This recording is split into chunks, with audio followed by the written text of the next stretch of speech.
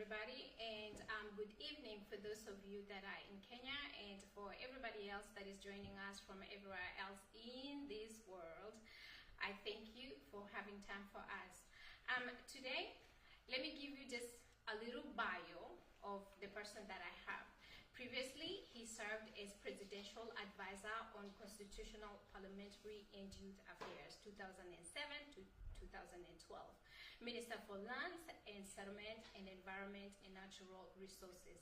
Member of Parliament for Makueni Constituency, 2002 to 2007. Prior to this, he served in the Faculty of Law, University of Nairobi, rising to the position of Dean, Faculty of Law, later Associate Professor. The person I just described is His Excellency Professor Kivutha Kibwana, and is the Governor of Makueni County. Professor Kivutha Kibwana, thank you and welcome. Thank you very much, Monica. I'm happy to engage today with the Kenyan diaspora all over the world. Yes, sir. All right. So we are going to get right to it because we are a little bit late. We actually kept people waiting, so we are going to get right to it.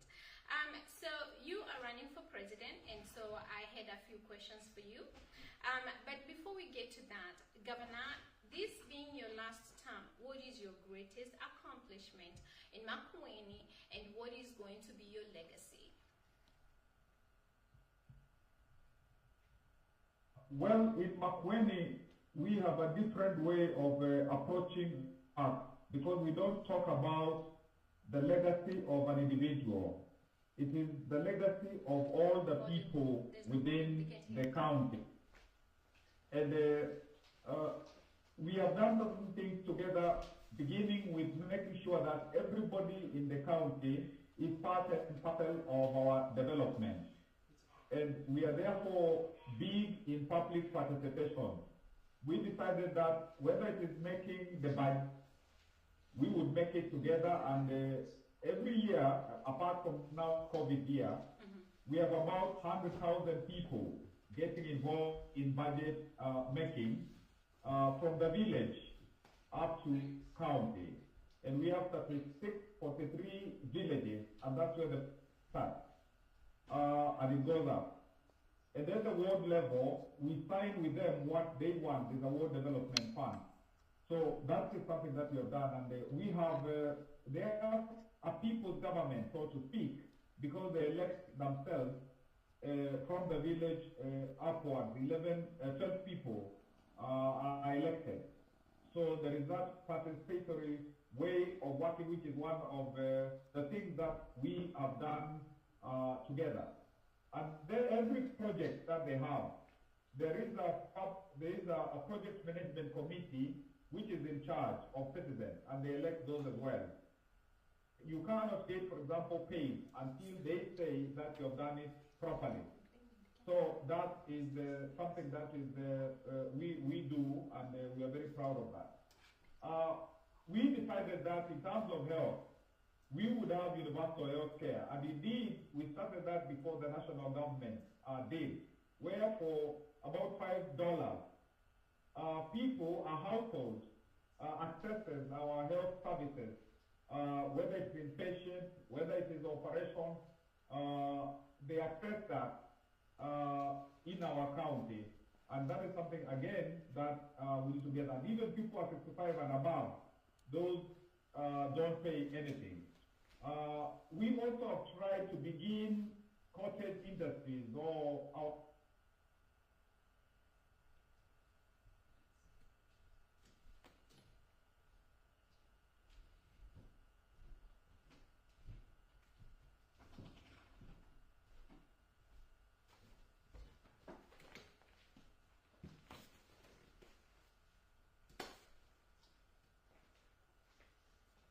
in terms of the green grant, promoting art business.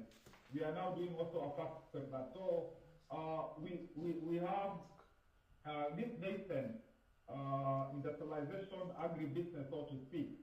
So those are some of the things that we are doing with our citizenry, and the legacy that will result is our legacy together. Okay.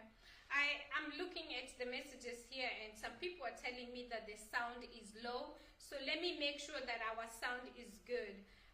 Can somebody tell me if the sound is good? Please, somebody out there, tell me if the sound is good. I'm sorry, Governor. Give me just a second. Let me make sure. I can't hear. Sorry, I can't hear. Did you press the... just 1 minute.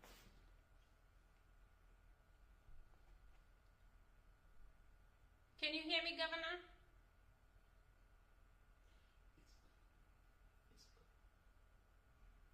Governor, can you hear me? Is my mic on mute? Governor?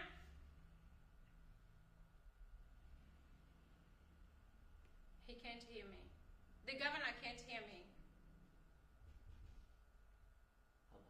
I can hear you now. You can hear me now, okay. Yes, okay, so I hear that the sound is good, so I think we are good.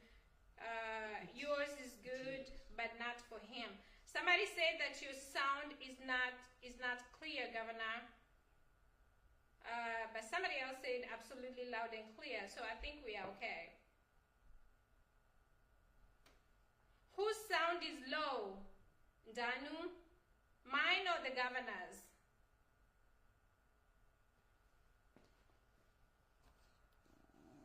Governor? Yes, sir, I can hear you now. Okay. So it's very far. It's taking too long. There's a delay. yes, there's a delay. Okay. All right, Governor, I think we are okay. So let's go on. Let's move on. So I want to say congratulations. You're running for president. And so what is your agenda going to be? What you have done in Makueni, can you replicate that if elected president to the rest of the country?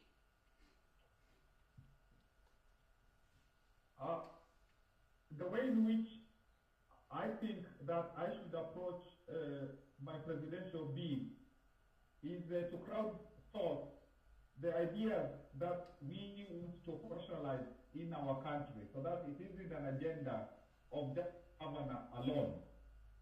That does not say that I don't have ideas about what could happen, but I want a democratized process of campaigning, of sourcing the issues, the manifesto, so that we all together agree on what we want to do for our country, the participation of our diaspora. But I just think that we perhaps should consider together is first of all,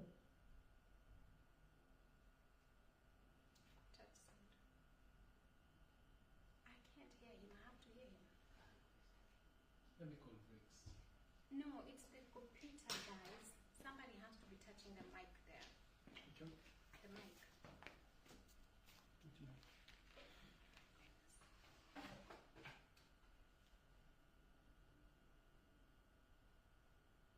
The volume. Touch the volume. It will fix it.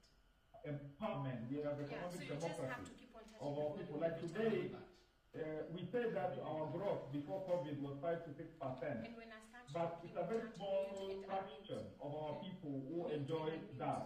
So we would be able to make sure that there No, when he's is talking. a broader entrepreneurship, employment jobs, equitable health services for people, to make sure that the school system accommodates everybody, not just the elite. And even in terms of land, because we have a lot of land which is idle, I think it's important to make all land productive. And even when people have, of course, titled land and they are not using it, I would propose that we could even list it from them and get, for example, young people to use that land. So basically, we will, as we grow the economy together, as we implement our constitution, as we implement devolution, as we make sure that the youth are very much at the center of our development. And I think we'll talk more about even the role of the diaspora, because I think that there is a big role that we can do together with the 3 million people Kenyans who are abroad. But basically, I will crowdsource the ideas that we want to push, green culture, proper international relations, and some of the questions that I've seen about how we relate with other countries. So we will work on this together, but of course I have what I think is part that we could do for the economy to make sure that there is more democracy in terms of constitution evolution, and to basically make sure that now Kenya belongs to all of us, not just a tiny elite.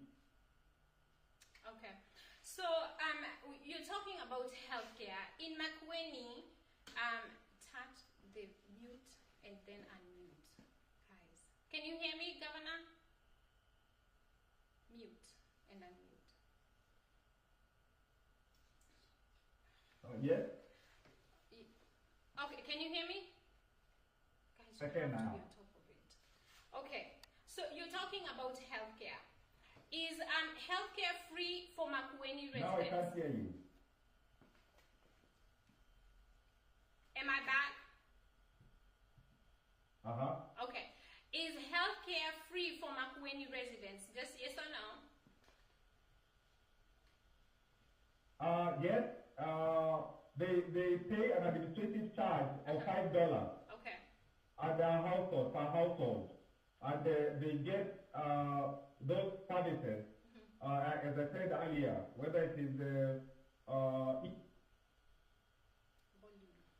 Touch volume. When that happens, touch volume. doing dental stuff, or ICU, that is subsidized.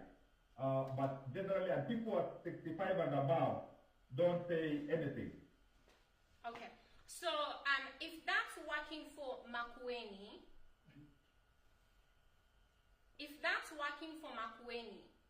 would you, if elected president, would you make universal healthcare in Kenya available for everybody? Would you make it universal? I think if it can work for Makueni, it can easily work for the whole country. But it depends on, like currently, although health is an evolved function, the national level still gets involved in health in terms of even trying to deliver rural health or health in the counties, when they should be concentrating on policy and the national referral hospital. So if you release all the money to go to the counties for health, as far as I'm concerned, you can very easily do universal health care at very, very affordable level for everybody in Kenya. So I am sure that this can be replicated nationally, and some of the counties like Kitui and so on have also tried to do it. So it is a doable thing. Okay, awesome. All right, so I want to talk about your presidential bid. Hello? But every time I go on, you need to I'm get still a being charger. challenged. Can you guys get a charger, please? The charger is right there. This is a very important. Now I can hear. Now I can hear. What You I have to keep on Where's the pressing. charger? There is the charger right there. I'm getting the charger. I'm sorry, my computer is almost. The charger is right there. There. We're just getting a charger. I'm so sorry.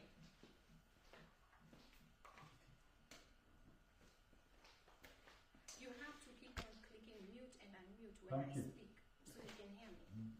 And then when Now I I can can't hear hear. you, you click on the volume. John, maybe you should sit there. Let me sit here. Okay, can you hear me?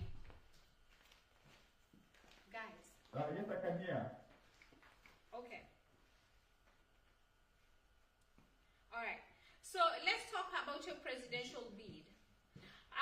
You are running against, I want to say, people that have a lot of money, deep pockets. How do you intend to fund your campaign? Yes, I will be running, against people who have a lot of money.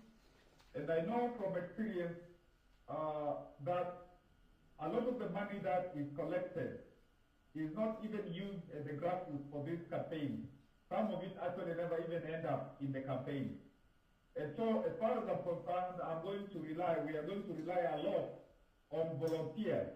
Like when you have volunteers in the 1450 world, and you have also volunteers even from abroad, like from the diaspora, people who want change, and we are getting a lot of feedback already from, Kenyans of all persuasion who really want to be in our campaign.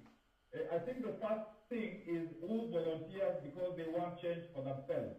The Wanjiku, just because according to us, Wanjiku is every Kenyan of good faith who wants his country to change. And I think like Obama did, where one was getting, $5, $10. Yeah. This time, of course, Kenyan shilling. Yeah. This is something that we are also going to mobilize. And I know that because again, it's crowdsourced. This will help us with all the, civil society organizations. For example, I know abroad, for Kenya, you have about 44 diaspora organizations, which have about 250,000 people. So if one works with people abroad, if one works with people in Kenya, because it's a question of us saving ourselves from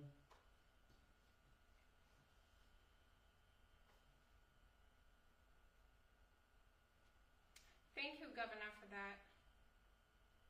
So, most of the money actually, the way I know politics in Kenya, is used to give Wanjiku, so that it's not necessarily administrative, but that money most of the time is used to give Wanjiku so she can vote for a candidate.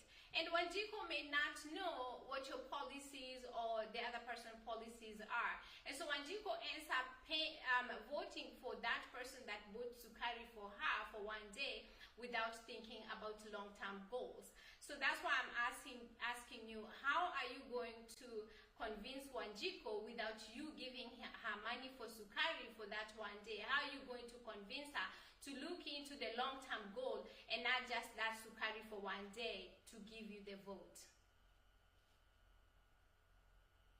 Most of the people who seek to be president never directly money to Wanjiku because they have those, they very quickly are whisked away by our security.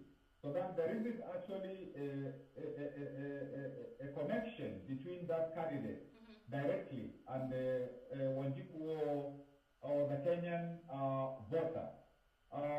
So that is why, as far as I'm concerned, when Wanjiku realizes, and this will be done through civic education, as I tried to explain, talking to Wanjiku directly, not in those huge rallies, because that's just one way.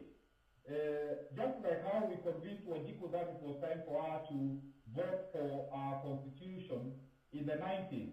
It is the same paradigm that we will use to do education and also to use online negative ethnicity will not help them when they are part of those coalitions. They promote people who never come back to them with real development. So this is the route that we want to take because in the two campaigns that I've done as governor, I haven't, spent even as much money people spend for being elected to be MPs because there is trust, there is believability. So when the people, if convince the people we are going to do that we will do good for them, then we think that they will say they can get money from those other candidates who have a lot of money, but they will give us the vote. We believe that. Yeah, okay. So you think it is going to be Kula Pesa and then Kura ni Siri kind of thing? We of course don't want to tell people to take money because one vote is very precious. It is determined for 5 years. What will happen to you? I mean, your health, your education, your agriculture, your So it's really a question of more and more education, civic education, political education, so that we can wean away our people from this thinking that you should just take money and sell your vote for money, because since 1963, that has never worked. People keep on getting cheated even after they get some little money. But sometimes they get the money because they say, even if we don't get money from them, we know that they will never help us. So we'd better get some money. But I want to convince Kenyans that we will be in the leadership, in servant leadership, so that we can work together and we can change our country. And therefore, there should be trust in Governor Kibwana now and in President Kibwana 2022. Okay. All right. So, Governor,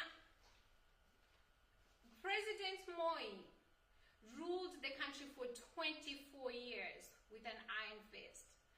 And during his time, a lot of Kenyans knew, I know there was a saying that, oh, these walls could have ears. People were scared to say things. And then Kibaki took over. For once in our country, middle class grew. And people learned what independence was, democracy.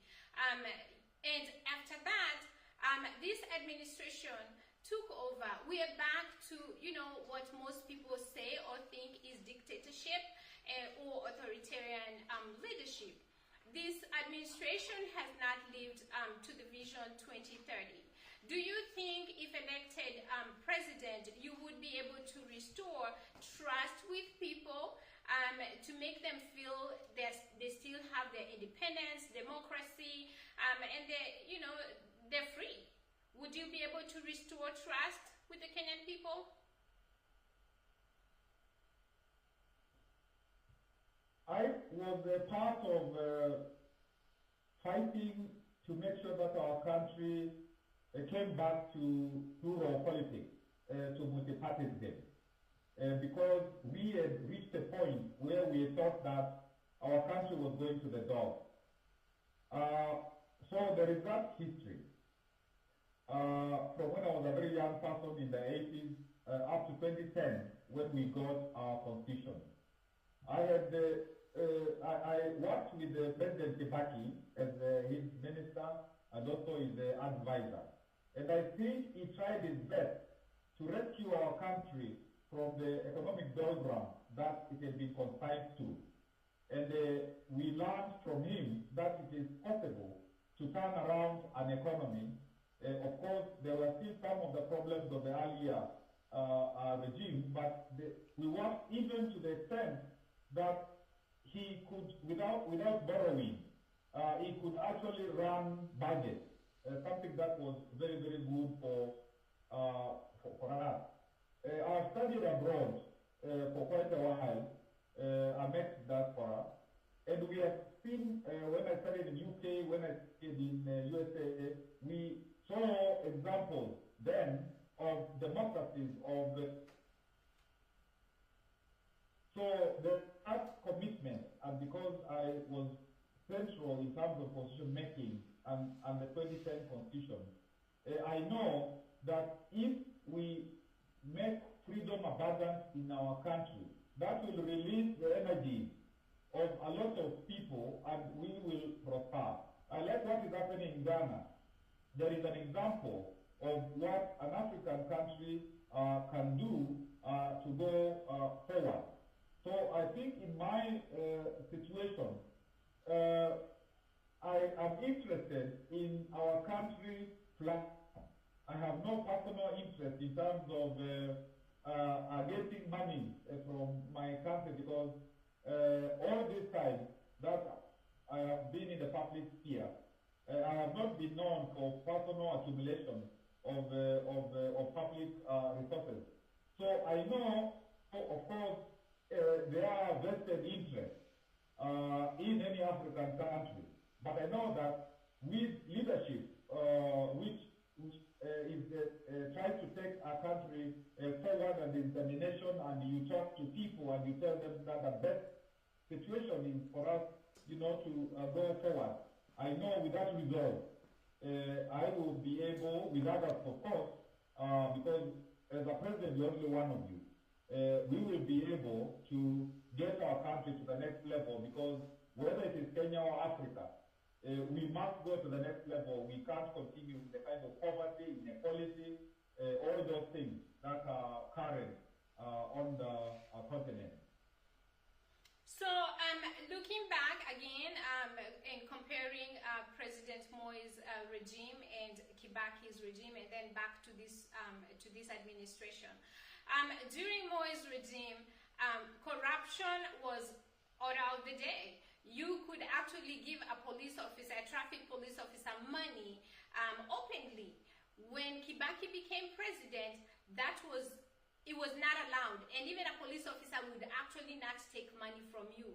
Anybody that went to civil service offices, they would be treated with respect. We are back, maybe we've taken so many steps back, and that's what I'm trying to see. Are you going to be able to fight corruption, to restore confidence with Kenyan people, that they can actually even trust police officers, they can trust government officials, they can trust civil servants? Are you going to be able to do that if elected president? I will do that. Some of my history is in research. I did one of the first researches on corruption in Kenya in 1993 in an organization called Clarion. And we wrote a book called The Anatomy of Corruption in Kenya, and even proceeded to do other work on corruption. And that almost cost me my life then, even getting kicked out of the university. But fortunately, the court helped me. The organization was registered, but again, the court helped us, because that time we were going back to multi-partism. So there is that history of even wanting Makueni, the first county government, to be dissolved, when the MCAs were telling me that we should, take a lot of money from the people, and I said, I can't work in this environment, even if it means the government being dissolved, so that the people elect afresh. So in terms of, fighting corruption in any African country or anywhere in the world where this has succeeded, it starts from the top. If the top is not corrupt, if the top will not condone corrupt, other people immediately know that we are not going to do this kind of business.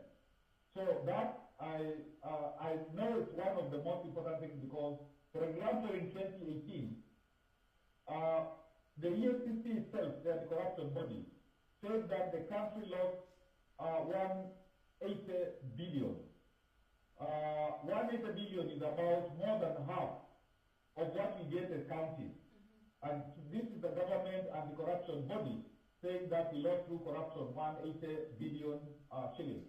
So if we save that kind of money, we will have money to really do, many things, like to support the evolution, to support the economy and so on, to support the young people in the things that they must do in terms of entering agriculture and the economy generally and so on. The laws are there, and even President Kenyatta began to say that corruption should not be condoned. People should be taken to court and all that. But I think if from the top, as I intend to do, we say this is not acceptable, we are putting a line on the sand to say going forward, we are not going to accept. You will be jailed where you are, whether you are the president's relative, whether you are, we will not permit this. And that in the Eastern Tigers, when they really started Korea, Japan, when you are corrupt and you are accused, you even commit suicide. So that restores family honor. So this is what we do. And even for past corruption, we will ask ourselves, we want people to account. And we are going to say, there is, like now, the asset recovery. We say that there are certain things that we are going to tell you that it took that you did A, B, C, D, which were not wrong, and we want you to return to the state, and we want a closure to that past, and there will be no witch hunting, and there, moving forward, we say there is this line in the past, and we are not going to return to this. It will be, you will be taken to jail, not just a question of a case starting, and then it never but I know whether it is Kenya, whether it is on the continent, without playing this dragon, up going nowhere. Okay, so what I hear you say is that you will be able to hold anybody and everybody that gets involved in corruption. You will be able to hold them accountable. Okay, my other question is, when Kibaki was president, he was able to recover all, let me say, not all, but most of the money that had been stolen from the government and properties. Would you be going after the properties, whether it's mashamba, or anything that has been stolen that belongs to the people or even belongs to the government? Would you be able to go after those so you can bring them back to where they're supposed to be? We said, as I was answering the previous question, I said that there is already law in Kenya about recovering assets from people who cannot explain it. And even there is a move by the EACC to do that as an organization for asset recovery. And this is really a of people being able to explain where they have got their wealth from, and we look at it without appearing to be witch hunting and doing that kind of stuff, and then we say so much requires to be returned because you can't explain how you got it. So that is also something we will want to do, but of course, again, you don't want to do it in such a way that it looks like you want to destabilize people, you want to listen to them, you want to settle scores, and so on. And this is what I'm talking about time to say, first of all, going forward, this is not possible. And we look back for purposes of what the present law says we need, and that will be done. All right, let's talk about Corona for a little bit. Do you feel the government is handling the Corona pandemic appropriately in the light of lockdown, curfews, and how it has been enforced? And also, too, I want you to touch base on, we're in the middle of pandemic, and we had some apartments demolished, leaving some people, homeless. What do you make of all of that? I think the pandemic is a big thing. In actual, even currently, there's the COVID task force of Shemo Tuodo, and they're helping counties and in the country in terms of the combating COVID-19. Most of the work is supposed to be done by the counties because health involves function. One of the challenges is the resources, because COVID came at the end of the financial year and it is not budgeted for. And of course, the emergencies happen that way when they are announced and we are not ready for them. I think that in terms of telling us what are the protocols, what are the do's and don'ts, particularly as the Minister of Health, Kabwe, is doing, that is doing quite well. But I think in terms of the resource flow to the counties, so that the counties can be robust in terms of the measures that are needed, I think there is a shortfall there. But as now we get into the new financial year, we hope the money that the national government has said will come to the counties will flow. Even some of the money from the donors, which was being passed to the counties through the national government. I think there is a big problem of the citizens themselves. The citizens tend to think that this is a disease of the town. It is a disease of China, America, Spain, Brazil, abroad. Yeah. And even the towns here in Kenya. So we have to continue to really tell our people that they must follow the things that are being told. They are being told.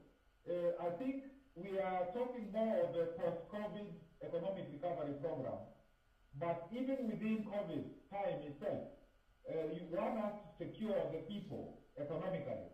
And I think that is why there was this partial reopening as we watch what will happen so that if the disease escalates, then other measures are reintroduced. But I would say that the country is trying, it's a level best, and fortunately for reasons we have not been able to explain, the problem appears to be less on the continent and in Kenya in particular, but maybe we are yet to face our work. And so it's a question of the preparation for our work. Because even in terms of bed capacities and so on, the 3 beds that we are being asked to make, to ensure are available, that's not enough. Because one person, when you do contact tracing, one person, you find that like about 30 people are involved. So in Makweni, for example, where we have 44 cases, although some have recovered, you find that you might have about 1,000 people that you must provide for. So I think that we really need to, as a country, know that maybe the work is yet to come, and therefore, from the counties and the national level, make those financial flows possible, and in terms of the health personnel, make sure that the frontline workers, like one doctor, are passed on, make sure that there is proper protection and also remuneration, so that we can do well, and the people who are losing their jobs, who are losing their businesses, so that again there is money available to push them, and money particularly coming to through the counties, particularly the youth. There's something which is called kazi yana, kazi mtaani, so that we help them so that they don't feel that they are left behind. Okay, so you're talking about money that has been donated.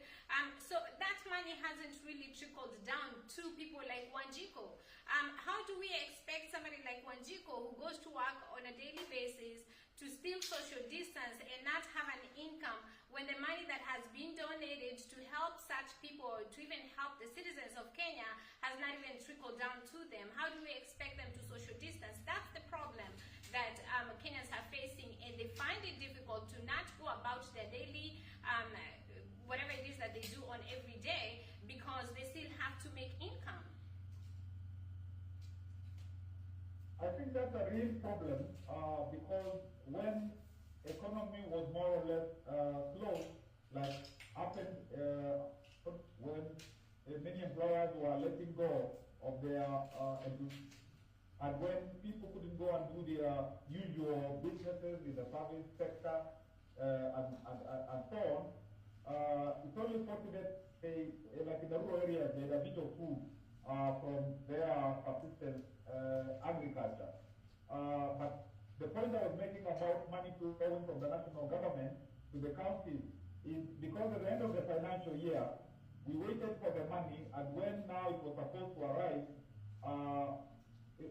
it meant that the money can't quite come in because the year has ended, and we have to, you know, it's a central bank, we have to wait for July. And so now we are waiting for it, and we don't know, maybe some of it was being collected in terms of taxes and so on, but now we hope that in this July, that money will be forthcoming, so that we can fulfill the health needs, and we can also fulfill this need of injecting some of that money into the economy, so that our people have got livelihood as we combat this disease. Okay. All right. I want to move on to the next thing, Governor. Let's talk about a little bit about the Constitution. Do you think the Constitution is strong enough on checks and balances of power to prevent a president from becoming an authoritarian ruler? Is our Constitution strong enough? The Constitution is strong enough, the 2010 Constitution. In actual fact, when it was passed, it was touted as one of the best constitutions on the continent, and even in the world as such, because you have a very, very robust human rights chapter or provision in that constitution. That constitution protects even economic, socioeconomic rights. It protects the youth, the women, senior citizens, persons with disability.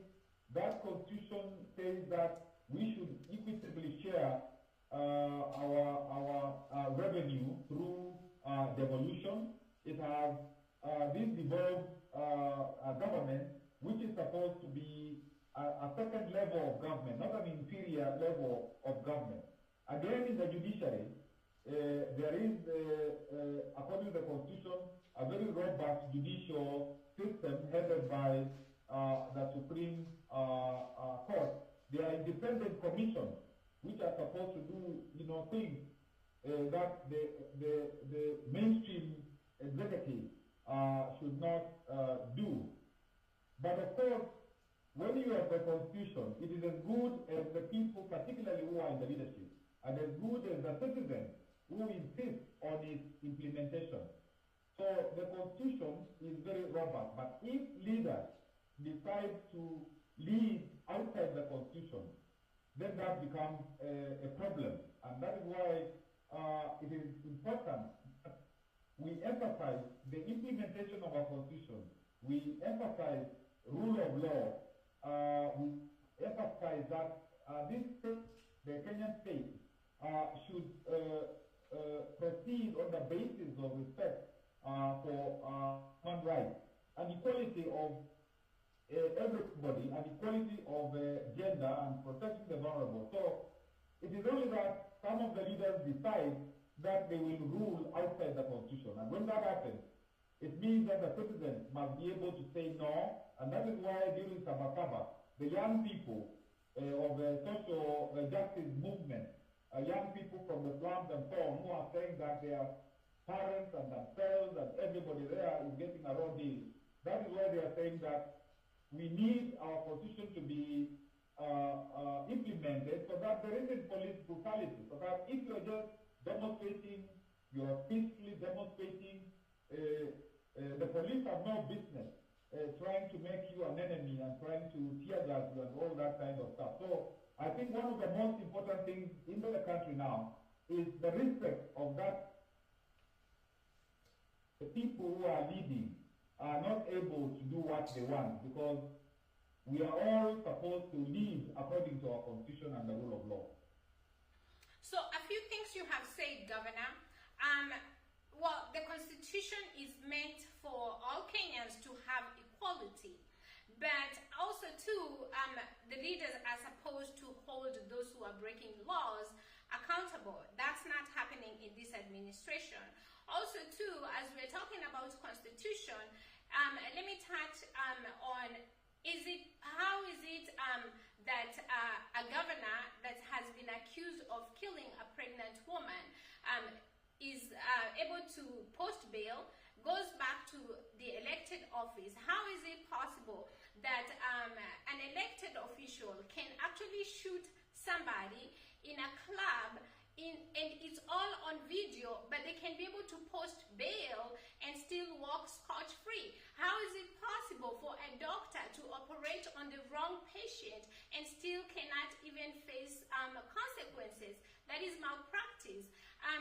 Is the Constitution needing amendment, or is our judicial system broken?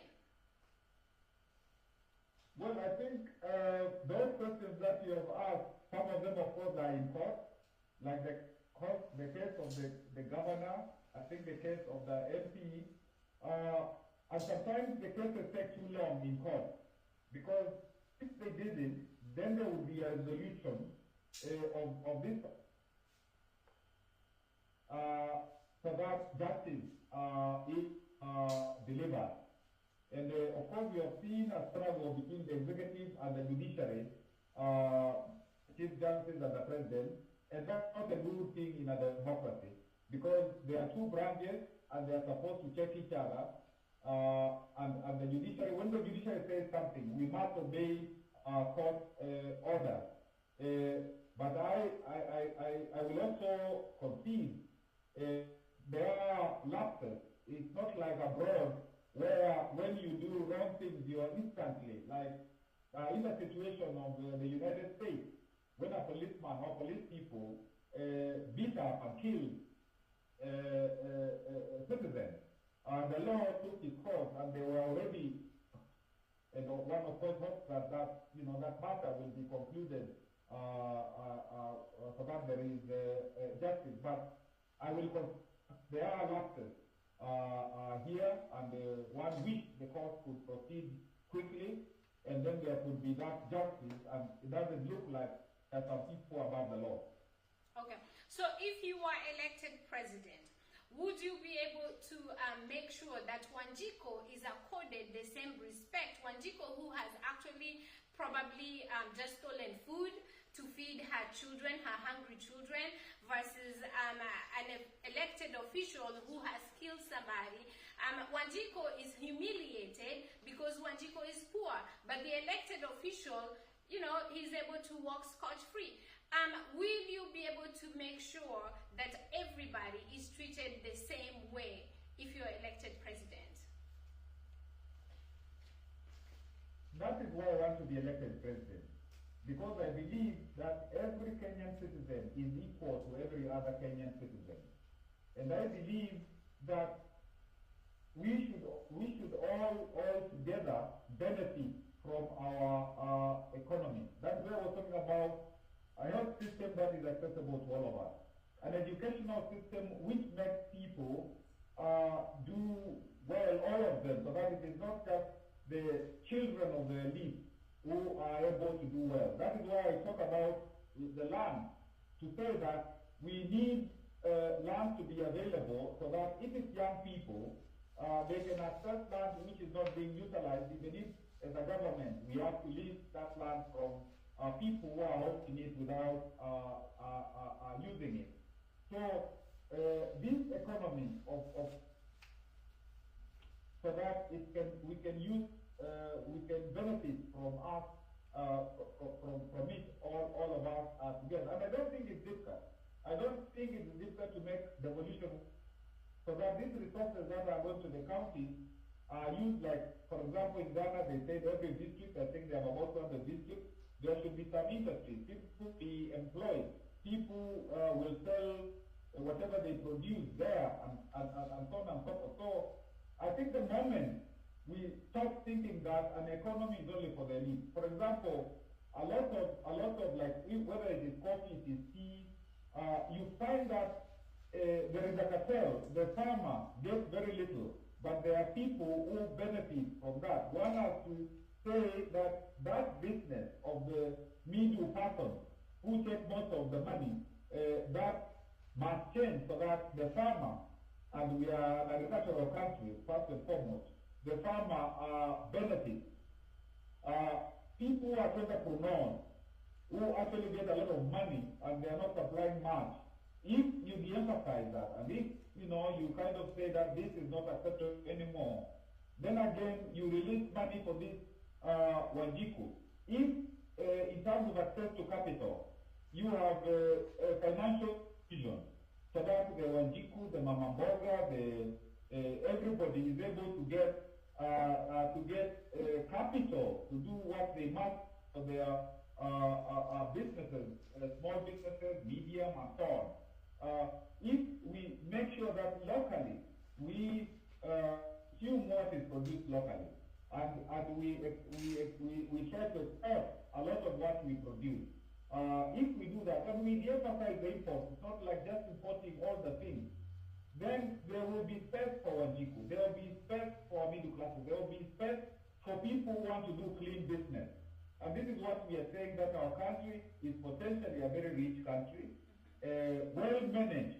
Within a short time, like Kibaki demonstrated, and even the earlier of independence under Kenyatta 1, our country can go places. Okay. So does Kenya have a problem with police brutality? In your opinion, accountability and oversight, how can we achieve a more utumishi kwa wote that serves common mwananchi? I think for the police, for our security forces, the police during the beginning of Kibaki's administration, citizens were able to actually arrest police because citizens were told that you have now the power, this is the new Kenya, we are going to be corrupt and all that kind of stuff. And the police themselves began to want to change their culture. After 2007-8, we also talked about police reform, and there's a new police currently. We talked about police reform. The police also must obey the law, and the politicians will supposed to use the police to brutalize our people, particularly young people, particularly people in the slums or people in rural areas as a measure of control. If we have a democratic country where we discuss what we need to do, we tell people that this is not the correct thing, so it will be possible for them to do what is correct, so that we don't have to use the police to enforce certain things that we want. Under President Kibwana, we will again, because it is a question of negotiation, it's a question of talking together, it's a question of education, it's a question of saying that a Kenya which works for all of us will not have police brutality, and that police will be under the law, they will do their work, they are utumishi kwa wote, service to all in a proper way, and not utumishi to the elite to control people for the purposes of the elite. So I think this is again a doable thing, and I don't think that the police themselves, if they see that there is a new culture demanded of them, that they will continue into the old culture, because there are countries where police were very brutal, but they were reformed and things changed. I think our military is one of the most professional militaries on the continent, and one does not, I think, have a problem there. But we have to focus on the police because we want to breathe, just like in America, you know, everybody wants. I mean, people said, I can't breathe and I want to breathe. Even here, we want our young people to breathe, and we want everybody to breathe. We even want the police to breathe, and they should be given good salaries and good accommodation, so that they are not dehumanized themselves. Okay. All right. So I want to move on to something else. Teenage pregnancy in Kenya right now is actually a crisis. Have you had to deal with teenage pregnancies in Makueni? And if so, if elected president, what would you change or what would you add? Could you please repeat that? I didn't get it clearly. I'm saying, can you hear me? Yes, I can hear you now. Okay. So I'm saying teenage pregnancy right now is a crisis. Have you had to deal with teenage pregnancies in Makueni? And if so, what are you going to do as a president? What are you going to add? What are you going to help so that, you know, whether it's having sex education in their schools, what would you do to curb that problem? It is true that this is a big problem. Teen pregnancy, the question of underage people getting engaged in practices that lead to pregnancy and all that kind of stuff. Sometimes even them being arrested when they're having sex orgies and they are drinking and all that. The young people have been out of school for a long time. In Makweni, we did a research where we were talking to children under 17. And when we talk to them in a situation where they're safe and were able to share with us, and we talked first of all to about of them from 30 wards in different venues, and later to 7,200 of them. It was the thing they thought that was horrifying. They would tell us, even in the religious place, they are molested. And they would even say who. In school, by some of the teachers. In the family, by relatives. Mm-hmm. So that was problematic. Even in terms of violence, men, chopping the arms of their spouses and so on. We have such issues.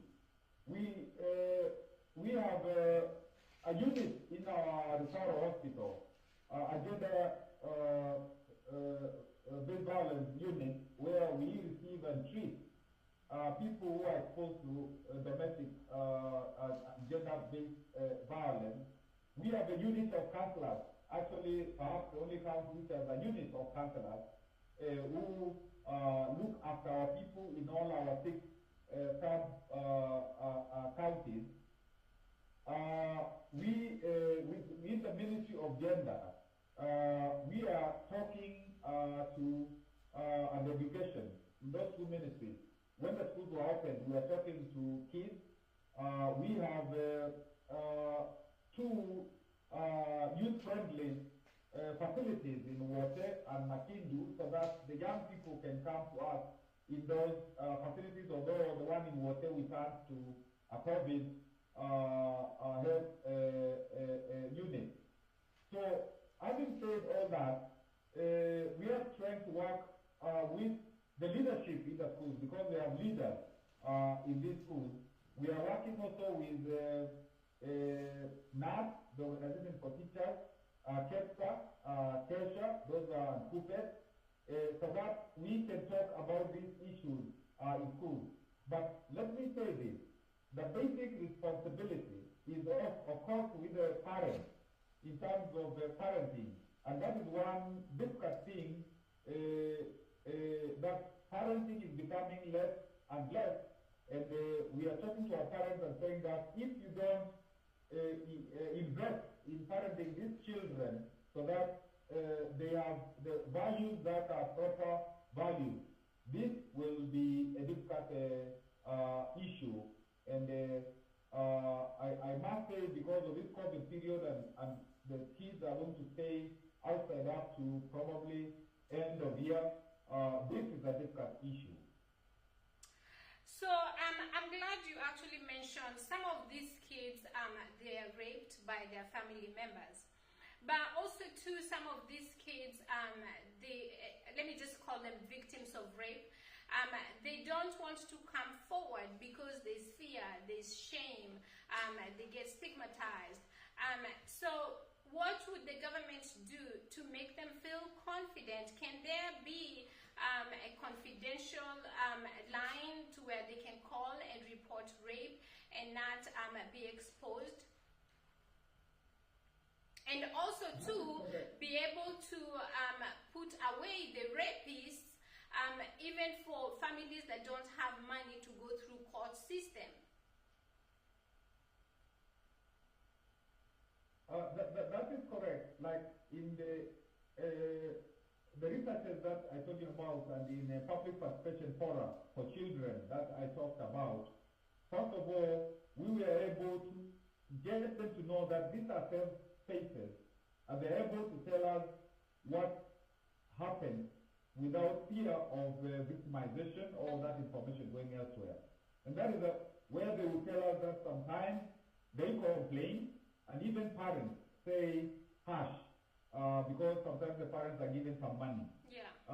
They even report to the chief, and sometimes the chief and the police, they say that this is family matter, let it be sorted out, and that was happening. But you have been able, what NGOs working with like feeder and so on, been able ourselves to take cases forward and to go to the police, particularly my city governor, who is an agenda expert, going to police and insisting that this has happened, we have this information, this person must be taken to court, and we have been successful to some extent in terms of doing that.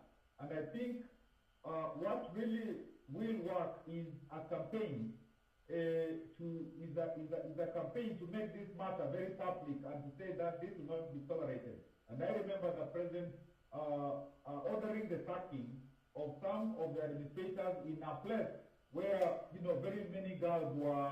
There was the FGM, and even now I think he has said that when there is a lot of pregnancy somewhere and the administration and the police are not noticing, he will take action. But I think it requires like a campaign in the country, because this is like another pandemic.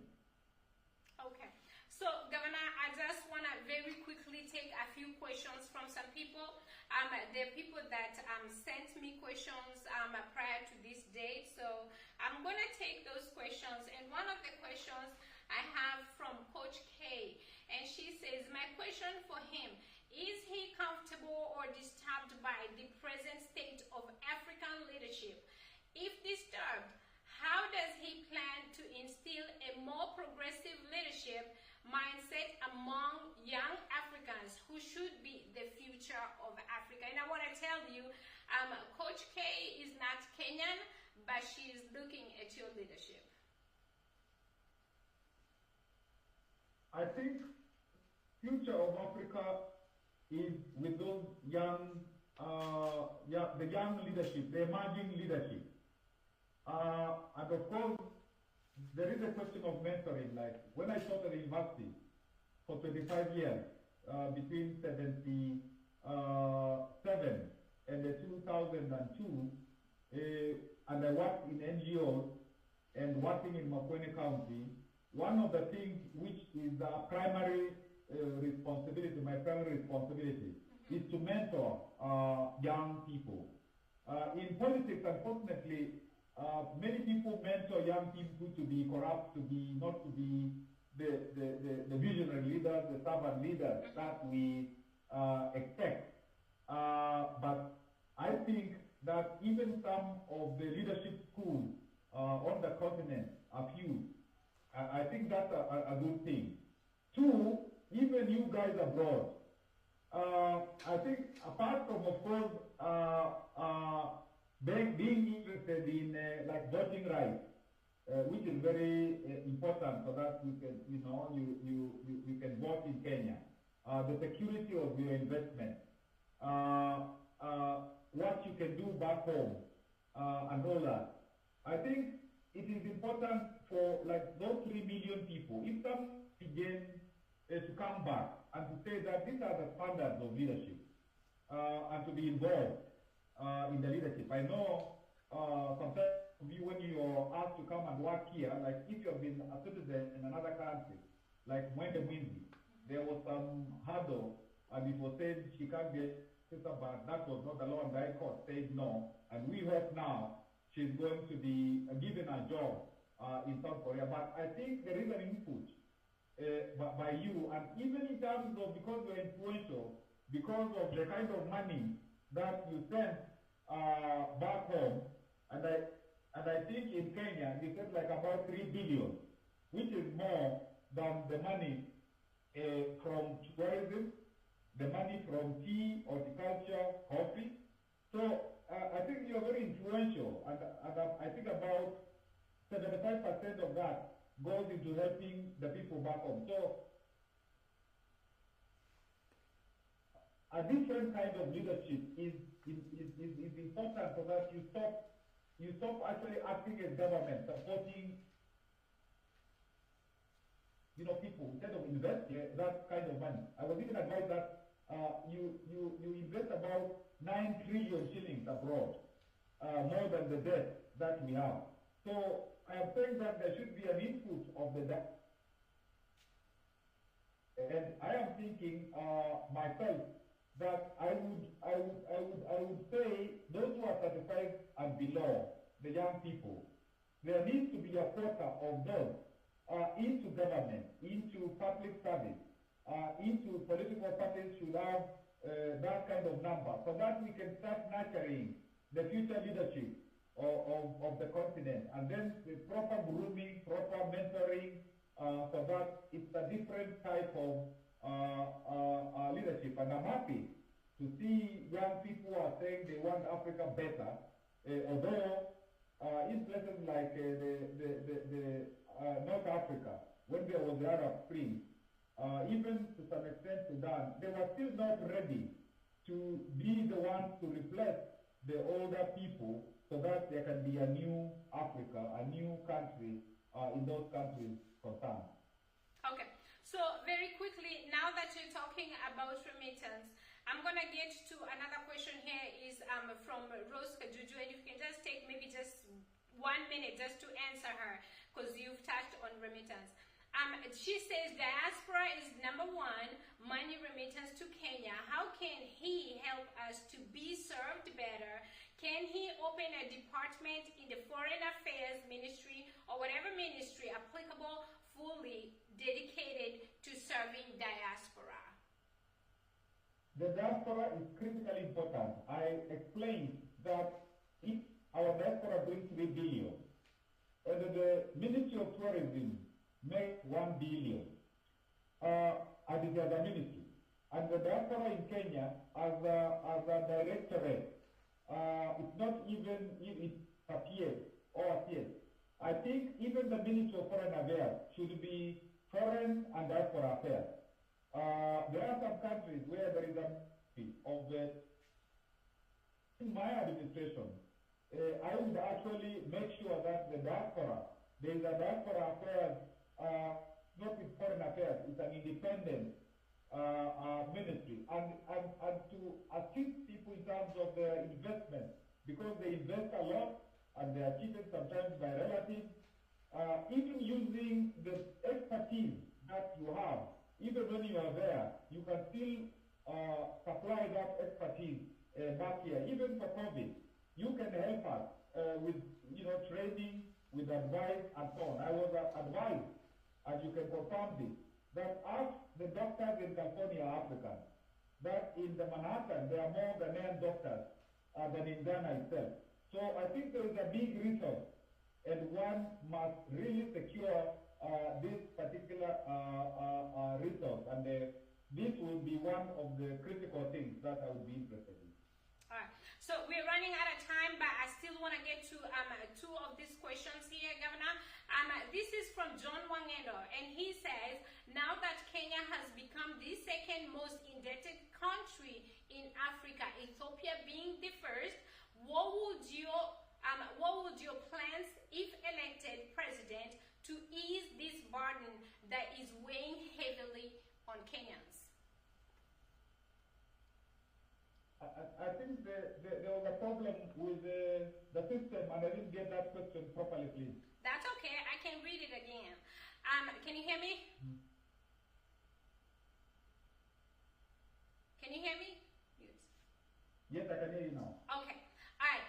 Now that this is John Wangendo, he says now that Kenya has become the 2nd most indebted country in Africa, Ethiopia being the 1st, what would your plans be if elected president to ease this burden that is weighing heavily on Kenyans?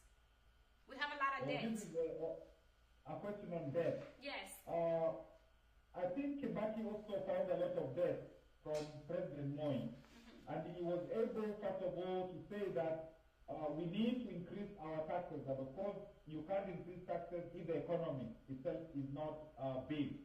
But in our situation, our economy, particularly after COVID, will recover. We hope it will recover fast, so that you collect the taxes. When you collect the taxes, you use those taxes, and you avoid a lot of debt. Like now, we are borrowing to pay debt, which is not a correct thing and a wise thing to do. Have to negotiate with those that have lenders, and to tell them that you have lenders a lot, yes, but we must negotiate so that can take this in our stride to pay it. And you even negotiate for debt forgiveness so that you don't just put all your money again into paying debt and not into production. So I know the debt question is a tricky question because many of the countries will be saying you borrow. One government must do what another government has done before. But I believe with negotiations with those that we have borrowed from, with us increasing our taxes and not borrowing more, this is something that in the past 2-3 years we'll have to deal with it. Okay. All right. So while we're talking about debt, most of our debt is actually from China. So I'm going to take a question from Millicent Nyangon, and what she says, when he becomes president, how will he handle the Chinese problem in Kenya? What will he do about the jobs that have been given to Chinese and yet Kenyans are jobless? I think it is important to, as we relate with all countries, all foreign countries, people relate on the basis of what are you getting from a country that our foreign policy structure, the economic, what we do with other countries in terms of the economy. Earlier on, I said that we will try consuming what we produce. We will de-emphasize, just importing most the things. And I think you have also to do business with those whom you benefit from. If we realize that we are not benefiting from China as much as we are, then we say we'll also work, with other people, with the African continent to begin with, like the free trade agreement among us. I think the priority should be trading with ourselves on the continent. We should also make sure that transport, air transport and so on is very easy on the continent. So look at each country, including China, so that we say what do we benefit?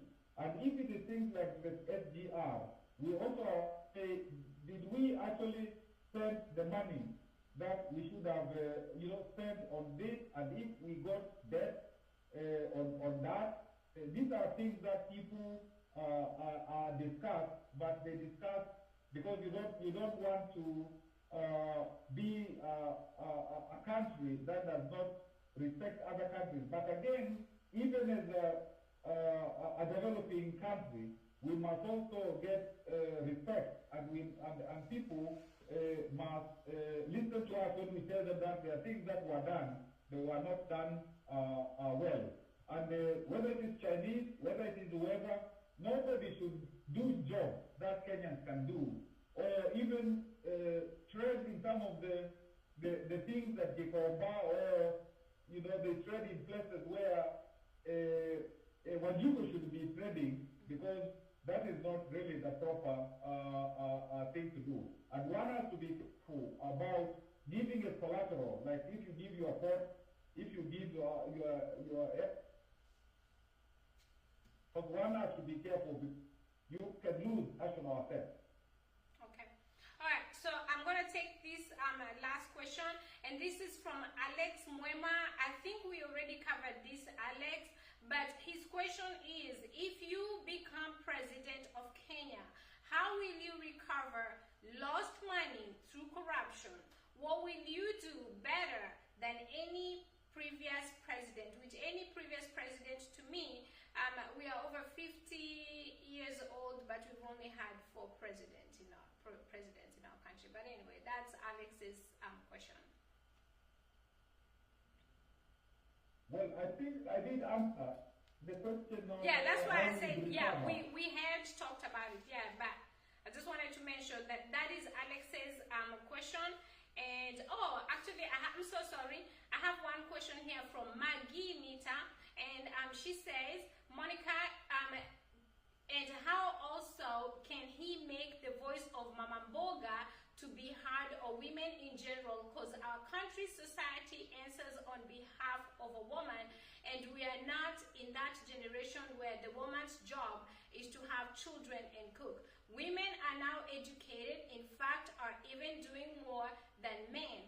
I guess Maggie's question, what she's trying to ask here is, how do you represent Wanjiko? That's what she's trying to ask. I think so, Maggie. That's, yeah. Yes, when we were doing the constitution, through the Center for World Research International, we were one of the first NGOs to argue for gender equality. And even as we were getting the constitution, the one-third rule, we advocated that a lot. And that is something that has not been realized up to now, and that is critical, so that in the Kenyan situation, for every department, every positions and so on, there has to be that recognition of gender equality. We know that the Kenyan woman is very pivotal in the rural areas, wherever, in terms of making the families be sustained. And Mama Mboga, and it is Wanjiko. Actually, I'm saying I am going to be Wanjiku's, Atieno, Amina, the president of Wanjiko. And it is this question of the economy again, that the economy should not be enjoyed by a very, very small group. And that is why we must democratize. We have the political liberation, we must have economic liberation. And it is a question working with professionals in the economic area. It's a question of saying, how do you realize social democracy? How do you make sure that you must produce so that when you produce, you benefit, but you are not a parasite. But this Wanjiko, even issues of economic financial inclusion, like those small loans, which you don't charge much. Like in Makweni, we have a loan we call Sedeka for 3% administrative cost. So that Mama Mboga can buy some boga, sell it very quickly, give back the money, borrow more, and all that kind of stuff. So this recognition of Mama Mboga is very critical, because the bulk of the hawkers, the bulk of that informal economy, she's involved in it, and in a merry-go-round where they collect money, they raise money for school fees and for things like that. And I think I also saw a question about water to Ukia road, which is a road of the national government,